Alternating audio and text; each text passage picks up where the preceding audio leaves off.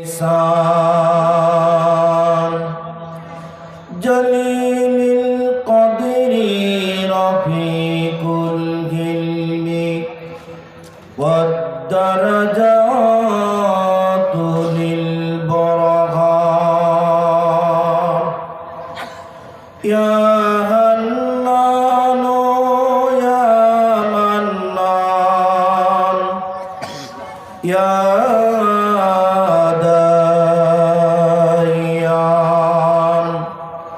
من علينا ذي البرهان يا أيها الذين آمنوا كتب عليكم الصيام كما كتب على الذين من قبلكم لعلكم تتقون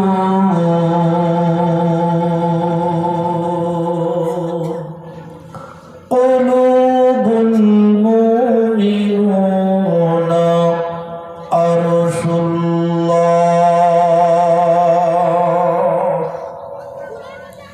من له المولى فليقول لما ولي الخلافة عمر بن الخطاب رضي الله تعالى عنه حمد الله وأثنى عليها ثم قال أيها الناس إني داعٍ فمن اللهم إني غليظة ليتني موافقة الحق ابتغاء دار الآخرة قال أخبرني محمد بن حميد قال عقيلة سمعت عمر بن الخطاب رضي الله تعالى عنه قال سمعت رسول الله صلى الله عليه وسلم قال سمعت إن بعمل النيات وعن أنس رضي الله تعالى عنه قال قال رسول الله صلى الله عليه وسلم بني الإسلام على خمس شاهدات لا إله إلا الله وأن محمدا عبده ورسوله وقاموا الصلاة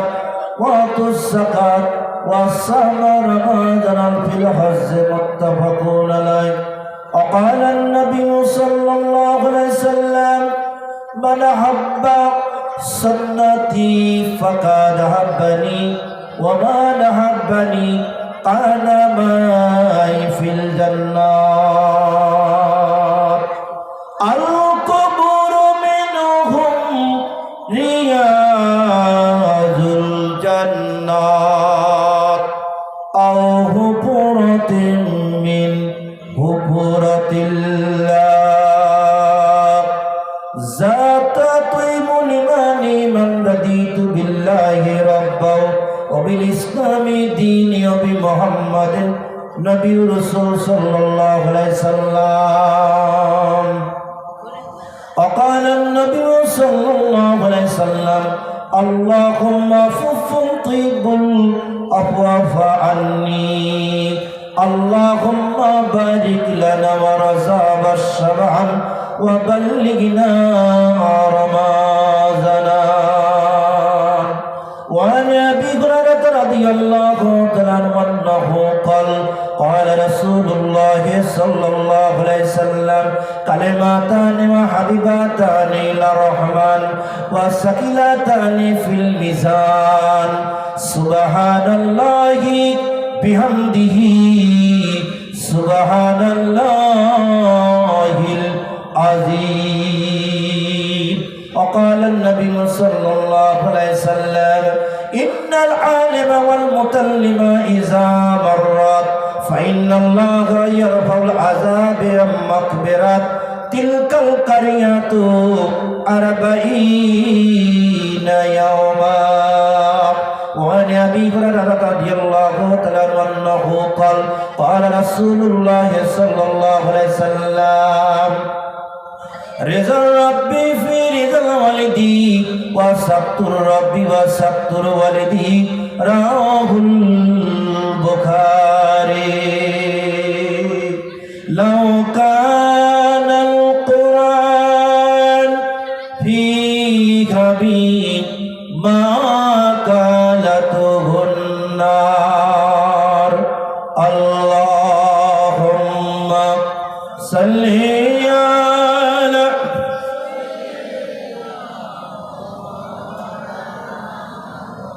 وعلى آل سيدنا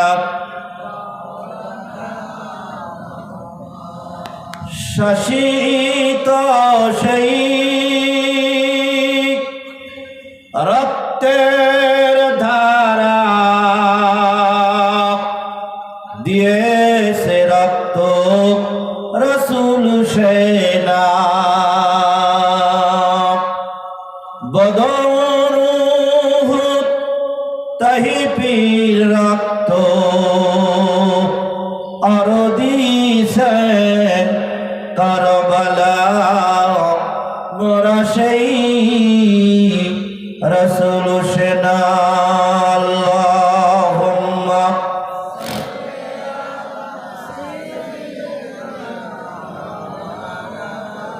যে ভাইরা রাস্তা আছেন চা পান করছেন একটু আসেন ওয়ালা আলে সাইয়্যিদিনা शिरक बस से हो मुस्लिम को शिरक बस से हो मुस्लिम को डर से कुछ डर नहीं दो सदाकत की शहादत तुमको कुछ पार हो नहीं अल्लाहुम्मा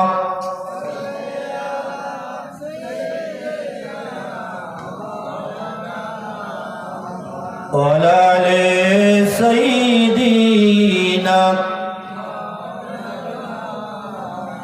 एक हाथ में कुरान हो और एक हाथ में तलवार हो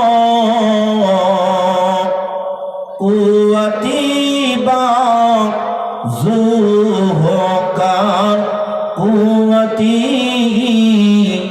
मानी हो अल्लाहुम्मा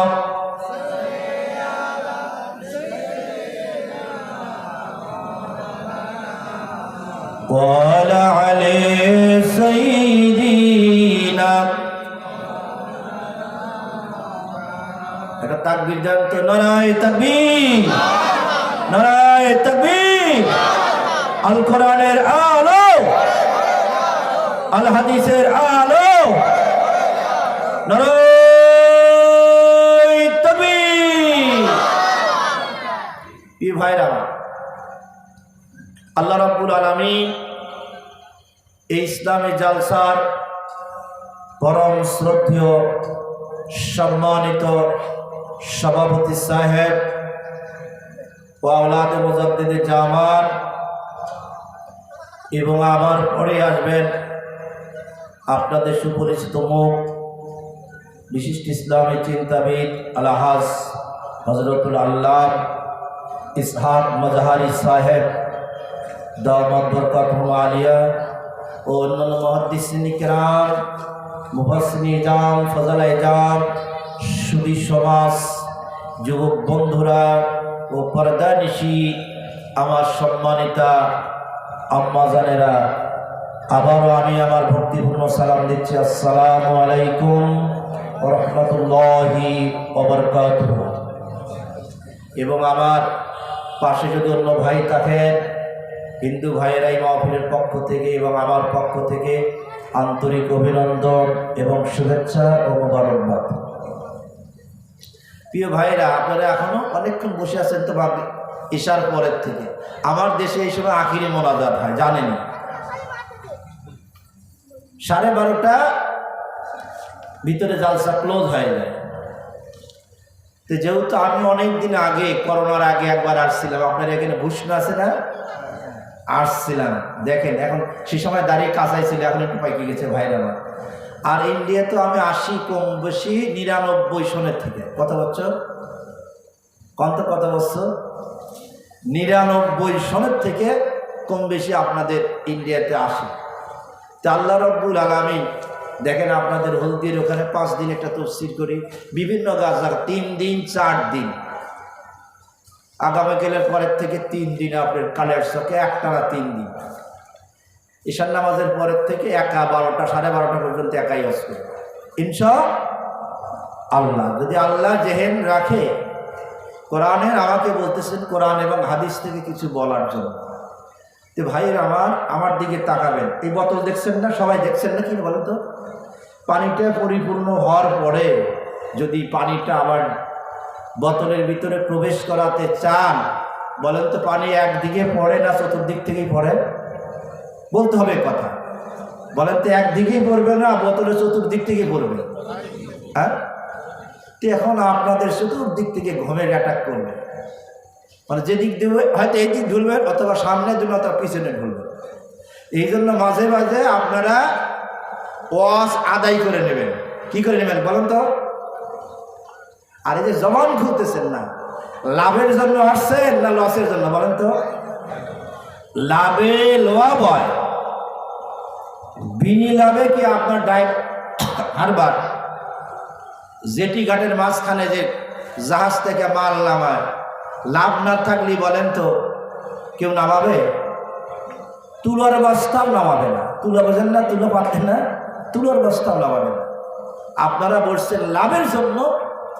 আল্লাহ নবী বলেছেন, মান হাফাজা হাদিসান আরবাইনা, যেখানে 40টি হাদিসের আলোচনা করা হয় এবং এই আলোচনার শেষে ইজা সাআলতা ফাসআলু যিকরিল্লাহ ওয়া ইজা ইসতামতা ফাস্তাইন বিল্লাহ, রাহুল বুখারী।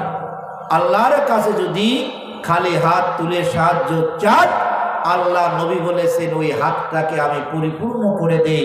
আল্লাহ এই হাতটা ফেরত দিতে আমার আল্লাহ লজ্জাবোধ করে। কয়টা হাদিস? কয়টা বলছেন? 40টা। এই 40টা হাদিস শোনার ধৈর্য আপনাদের আছে? বলেন, এখানে কি তাবারক আছে নাকি? আলহামদুলিল্লাহ। তাবারক ছাড়া অনেকেই বলে যে তাবারকের জন্য মানুষ বসে থাকে, অনেক জায়গা বলে যে তাবারক না থাকলে সেখানে আপনাদের এই দিকে আপনি ওই হুগলি টুগলি যান, অথবা আপনার নদী পার হয়, আগামীকালে তো যাব নদীর উপরে যাবেন, সেগুলো আপনার বিরিয়ানি ডেক্সি আছে, বিরিয়ানি ডেক্সির সময় একবারে প্যান্ডেল পরিপূর্ণ হয়ে যায় আর মাঝরাত্রিতে ফাঁকা হয়ে যায়। তাহলে শুধু আল্লাহর জন্যই, আল্লাহ নবীর জন্যই আপনারা বসেছেন, বলেন সুবহানাল্লাহ। বন্ধুরা আমার, যদি আমি কেসা বলি, কেসা আমি বলতে পারি, আমি ইসলাম হিস্টোরির একজন ছাত্র ছিলাম, আমি কেসা বলতে পারি। কিন্তু কেসা বললে হবে কি, এদিকে তাকান, একটু মনোযোগ দেন।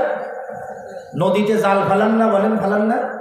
খালি কি এইটুকুই ফেলায় না, জাল চতুর্দিক দিকে ফেলানোর পরে আস্তে করে চাপানোর পরের থেকে মাছ লাফানো শুরু করেন। আমাকে একটু সুযোগ দেন, যেহেতু রাত বেশি। তখন কি আপনি একটি যদি কোরআনুল কারিমের একটি অক্ষর বলেন তো, কি একটি অক্ষর মানে আলিফ বা, কয়টা অক্ষর হলো? 10 10 কত? 10 আর 10 20। এই 20টা নেকি আল্লাহ আমল নামায় লিপিবদ্ধ করে দিয়েছেন, বলেন সুবহানাল্লাহ। এর কারণ আমি যদি কিসসা বলি একবারে ফ্রি তাহলে আপনাদের মনটা উজালা হবে, উতলা হবে। আমাদের পীরজাদা ভাই সাহেব, আমি আলোচনা শুনতেছিলাম আজকে, মাশাআল্লাহ আমার মনেও ধরেছে, আপনাদেরও ধরেছে। আলোচনাটা ভালো আলোচনা করছে, ইমাম বুখারীর জীবনে আলোচনা করছে। একতরফা ভাবে না, সুন্দরভাবে আলোচনা করছেন। ওরই ধারাবাহিক আঙ্গিকই আলোচনা করব, কিন্তু রাত তো গভীর। তাহলে কিরসা বললে আপনাদের মনের ভিতর অনেক সময় মারহাবা দিবেন, আর যদি কোরআনের তাফসীর দিলে আমি দেখি ইন্ডিয়া মারহাবা কোন বলে। যেহেতু একটা অক্ষর বললে 10টা নাকি, অনুরূপ হাদিস শরীফ যদি আপনি শোনেন, একটা হাদিস শরীফের একটা অক্ষর পড়লেও 10 নাকি, শুনলেও 10 নাকি। বাট বললেন মাতিন ভাই, বাংলাদেশের মাতিন ভাই, তাহলে কোরআন আর হাদিসের থেকে পার্থক্য কি আছে কিনা বলেন? যেহেতু হাদিস শুনলেও 10, কোরআন শুনলেও 10, তাহলে পার্থক্য কি আছে কিনা বলেন? আছে পার্থক্য? না, বাট পার্থক্য আছে। এইটুকু পার্থক্য, কোরআন দ্বারা নামাজ হয়, কোরআন দ্বারা সালাত হয়, কিন্তু হাদিস শরীফ দ্বারা সালাত হয় না, নামাজ হয় না। কথা ক্লিয়ার? তা আল্লাহ রাব্বুল আলামিন ভাইরা বানাল্লাহু আনজালনা হাযাল কুরআনি আলা জাবালিন লারাইতাহু খাশিয়াম মিন খাশিয়াতিল্লাহ ওয়া তিলকাল আমসালু নাদরিবুহা লিন-নাসি লাআল্লাকুম ইয়াতাফাক্কারুন।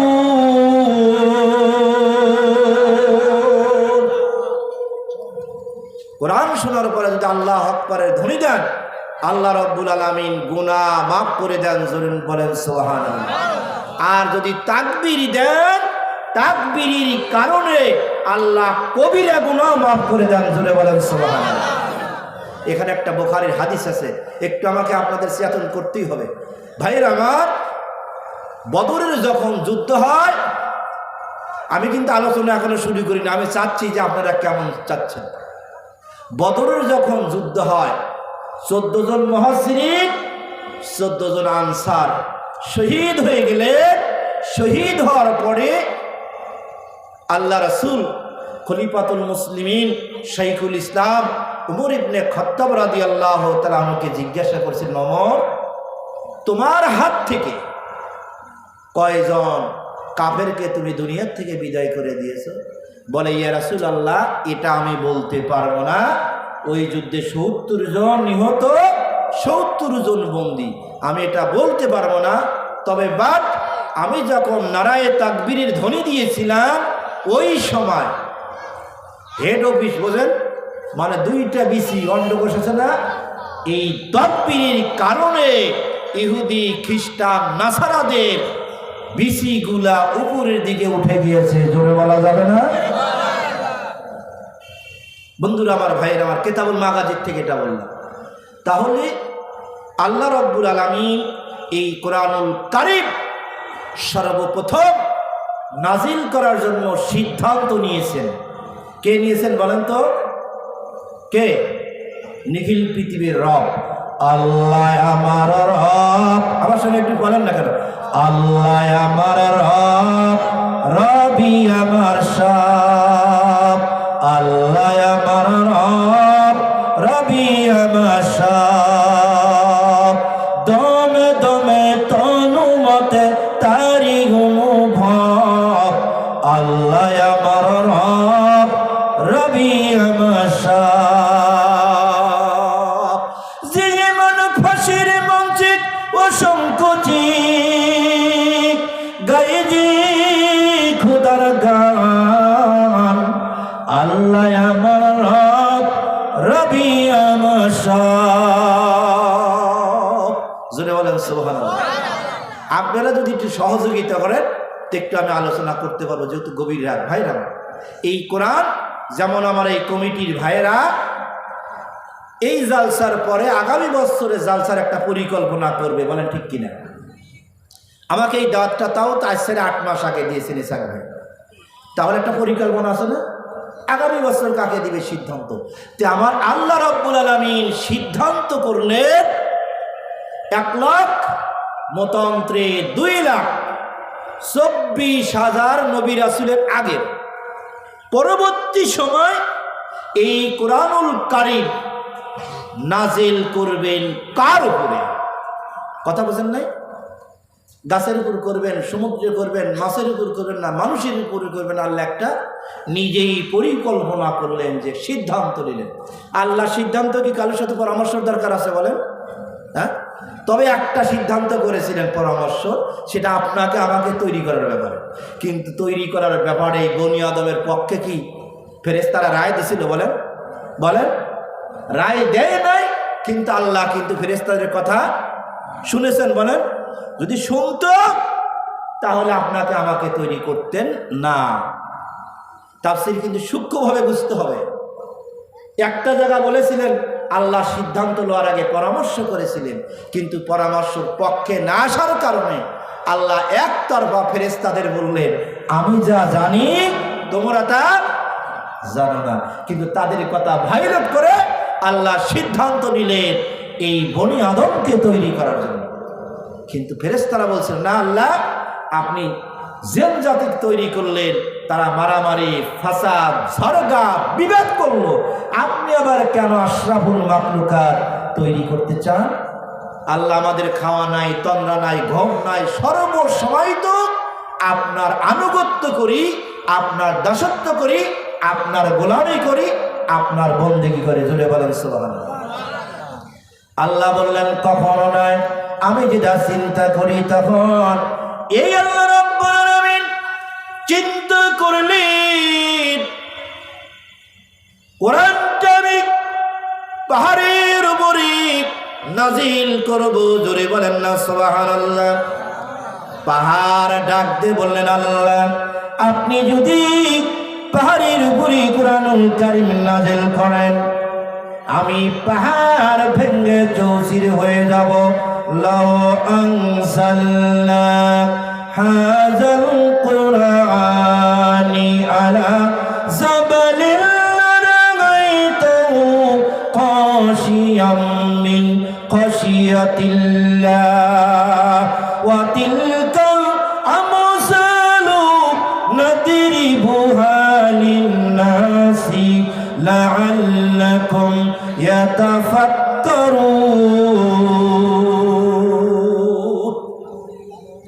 আমি আল্লাহ কোরআন পাহাড়ের উপরে নাজিল করব। পাহাড় বললেন, আল্লাহ, আপনি যদি কোরআন পাহাড়ের উপর নাজিল করেন আমাদের উপরে, আমরা পাহাড় ভেঙে চৌচির হয়ে যাব, ধুলার সঙ্গে মিশে যাব, বিদীর্ণ হয়ে যাব। আল্লাহ, আপনি এই কোরআন আমাদের উপর নাজিল করবেন না। আল্লাহ তখন চিন্তা করলেন, চিন্তা তো করেছিল, আপনার আমার নবী, সারে শরীয়ত প্রণেতা, আখিরি জানামার নবী জনাবে মুহাম্মদ রাসূলুল্লাহ সাল্লাল্লাহু আলাইহি সাল্লামের উপরে এক নয়, দুই নয়, দীর্ঘ 23টি বছর ধরে এই কোরআনুল কারীম নাজিল করেছেন। জোরে বলা যাবে না? তাহলে 23 বছর ধরে কোরআনুল কারীম নাজিল করছেন। ভাইরা আমার, একটু উঠবেন না, আধা ঘন্টা সময় একটু বসেন, আর না হলে আমি কেরসায় নিয়ে যাব। কিন্তু আমার কেরসা করার তো অভ্যেস নেই, কিন্তু কেরসা বললে তো সব কম পাবেন। 50-50 হতেও পারে, নাও পারে, কোনো গ্যারান্টি দেওয়া যাবে না। বন্ধুরা আমার, ভাইয়েরা আমার, তখন কি করলেন আমার আল্লাহ? কোরআনুল কারীম নাজিল করলেন। দীর্ঘ 23টি বছর ধরে কোরআন নাজিল করলেন। যদি বলেন ভাইয়ের আমার, কোরআনকে জিজ্ঞাসা করেন, আমাকে যদি বলেন ভাই সাহেব আপনার বাড়ি কোথায়, আমি বলবো বাংলাদেশে। আবার প্রশ্ন করবেন বাংলাদেশে কোথায়, আমি বলবো বগুড়া জেলায়। বলেন ঠিক কিনা? আপনি কোরআন যখন নাজিল হয়, কোরআনকে পৃথিবীর মানুষ প্রশ্ন করলেন, কোরআন রে তুমি কোথা থেকে এসেছো, তোমার বাড়ি কোথায়? কোরআন নিঃসন্দেহে কোরআনই জবাব দিয়ে দিলেন, বাল্লু হুয়া কোরআনুম মাজিদ ফি লাউহিম মাহফুজ। আমার বাড়ি লাউহে মাহফুজে। এইখানে আল্লাহ রাব্বুল আলামিন এই কোরআনুল কারীমটা সংরক্ষণ করে রেখে দিয়েছিলেন। যখন আমার নবীর যেটা প্রয়োজন, ওই সময় ওই আয়াতটা জিবরিলের মাধ্যমে আমার নবীর কাছে নিয়ে আসে। জিবরিলের কাছে কেমনে নিয়ে আসেন ভাইয়েরা আমার? জিবরিল আলাইহিস সালাম ইয়ান্তিকু আনিল হাওয়াই ইন্নাহু ইল্লা ওয়াহিয়ু ইউহা। এখানে একটা প্রশ্ন রেখে আসছি, ক্লিয়ার করতে হবে কথা ভাইয়েরা আমার, যে কোরআন কার বাণী বলেন তো? কোরআন কার বাণী? আর হাদিস শরীফ নবীর বাণী। এই তো, কিন্তু কোরআন দিয়ে নামাজ হয়, হাদিস শরীফ দ্বারা নামাজ হয় না। কোরআনের একটা অক্ষর শুনলে 10টা নাকি, হাদিস শরীফের একটা অক্ষর শুনলে 10টা নাকি। তাহলে পার্থক্যটা কি? তাহলে আপনারা বলছেন যে কোরআন দ্বারা নামাজ হয়, হাদিস দ্বারা নামাজ হয়। এর কারণ হচ্ছে মাতলু ওহী আর গায়ের মাতলু ওহী। বন্ধুরা আমার, ভাইয়েরা আমার, এই মাতলু ওহী গায়ের মাতলু ওহী, তাহলে কোরআন যদি এটাই হয় ভাইয়েরা আমার, আল্লাহ নিজে বলেছেন বালু হুয়া কুরআনুম মাজিদ ফি লাউহিম মাহফুজ। লাউহে মাহফুজ থেকে কোরআন আমি অবতীর্ণ করেছি কার মাধ্যমে? জিবরিলের মাধ্যমে। ভাইয়েরা আমার, এই জিবরিল আলাইহিস সালাম কোরআন নিয়ে আসেন ভাইয়েরা আমার আল্লাহ নবীর কাছে। আল্লাহ নবীর কাছে কোরআন না নিয়ে আসা পর্যন্ত আমার নবী মন গড়া কোনো কথা বলে। এখন কোনো মানুষের এখানে খটকা বাজতে পারে, একটা জটলা বাজতে পারে, যে আল্লাহ যেটা জিবরিলকে জানাইতেন, জিবরিল সেই কথা আপনার নবী আমার নবীর কাছে না বলা পর্যন্ত আমার নবীজি নিজে কোনো সিদ্ধান্ত নেন নাই এবং কোনো মন গড়া কথা বলেন নাই। যদি বলতেন, যদি একটা শব্দ আছে না, যদি বলতেন, আমার আল্লাহ তখন বলেন, যদি বলি ফিরতেন সাম্মা কাতাতানা মিনহুল ওয়াতি।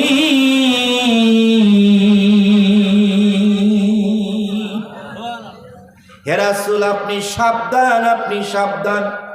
অতিরিক্ত কোনো মন গড়া কথা যদি আপনি বলেন নবীজি গো, তাহলে আপনার রাসূল হিসাবে আপনাকে সম্মানিত করা হবে না। আপনার পানশিরাটা আমি আল্লাহ রাব্বুল আলামিন কেটে দিব। কথা বলছেন? পানশিরা বলা হয় আপনার জিভ আছে না, এই জিহ্বার ভিতরে ছোট একটা জিভ, আপনাদের এলাকায় কি বলে? আল জিভ, একে বলা হয় পানশিরা। অতীন বলছে, হে রাসূল, আপনি যদি অতিরিক্ত অ্যাডভান্স কোনো কথা বলেন, আমি রাসূল হিসাবে আপনাকে সম্মান করব না, খাতির করব না, আপনার পানশিরাটা আমি কেটে দেব। আজ আজকে আমরা আমাদের কাছে মাইক আসলেই অথবা কোনো ফতুয়া জিজ্ঞাসা করার সঙ্গে সঙ্গে আপনার প্রশ্ন করতে যতটুকু দেরি, সওয়াল দিতে, জবাব দিতে অতটুকু সময় লাগে।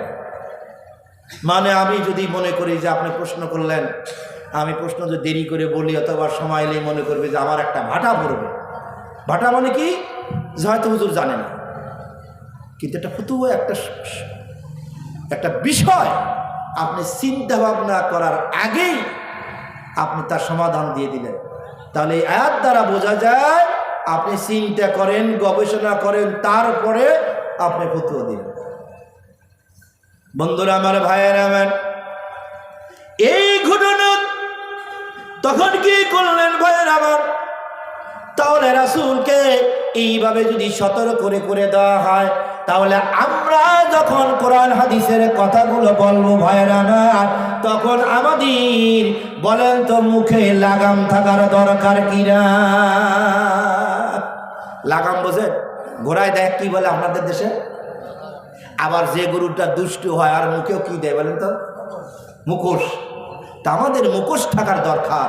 কিন্তু আমাদের 1 মন যদি এলেম অর্জন করেন আর 16 মন এলেম লাগবে আপনাকে ঠেসে ধরে রাখতে হবে।